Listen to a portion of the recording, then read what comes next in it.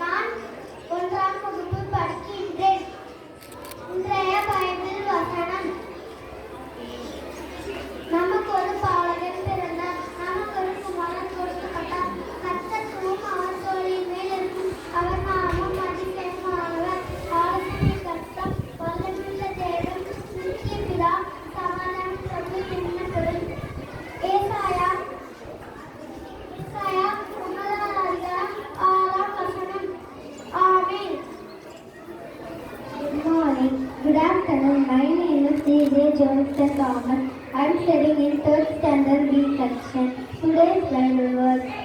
For unto us a child is born, unto us a son is given, and the government will be upon his shoulder. His name will be called Wonderful Counselor, Mighty God, Everlasting Father, Prince of Peace. Isaiah chapter 9 verse 6. Amen.